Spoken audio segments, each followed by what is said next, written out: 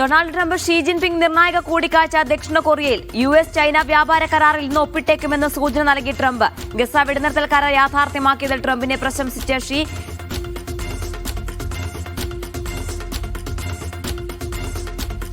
വെടിനിർത്തൽ കരാർ പ്രഖ്യാപനത്തിനിടയിലും ആക്രമണം തുടർന്ന ഇസ്രായേൽ. കൊല്ലപ്പെട്ടത് 100 പേർ, കൂടുതലും സ്ത്രീകളും കുട്ടികളും. യെല്ലോ ലൈൻ മറികടന്നുള്ള ആക്രമണം പാടില്ലെന്ന ഇസ്രായേലിനോട് അമേരിക്കയുടെ നിർദ്ദേശം.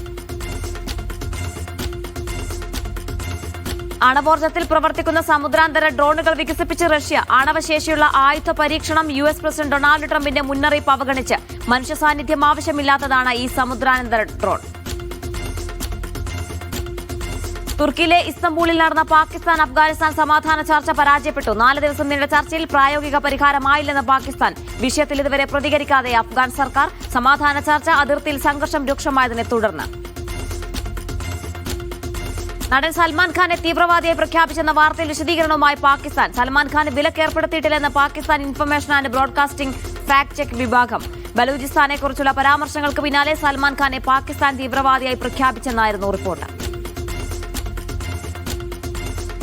യുഎസിലെ മിസിസിപ്പിയിൽ വൈറസ് ബാധിതരായ 3 കുരങ്ങുകൾ പുറത്തുചാടി. രക്ഷപ്പെട്ടത് പരീക്ഷണശാലയിൽ നിന്ന് കൊണ്ടുപോകുന്നതിനിടെ വാഹനം മറിഞ്ഞപ്പോൾ രക്ഷപ്പെടുകയായിരുന്നു. വിവിധ രോഗങ്ങളുടെ വൈറസുകൾ ബാധിച്ച കുരങ്ങുകളാണ് പുറത്തുചാടിയത്.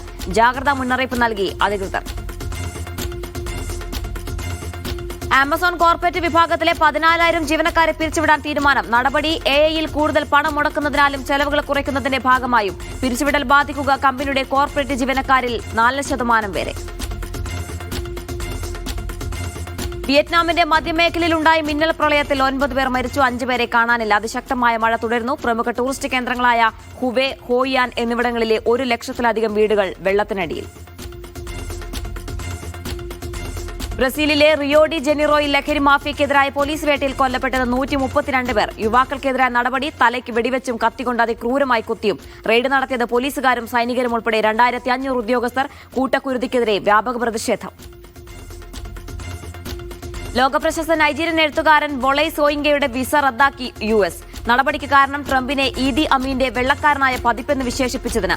US-ലേറെ കാലം അധ്യാപകനായിരുന്ന സോയിങ്ക സ്ഥിരതാമസത്തിനുള്ള ഗ്രീൻ കാർഡിന് അർഹനായിരുന്നു. ന്യൂസ് ക്യാപ്സ്യൂൾ പൂർണ്ണമാകുന്നു. ന്യൂസ് മോർണിംഗിൽ ജിൽസിയും സേഫും തുടരും.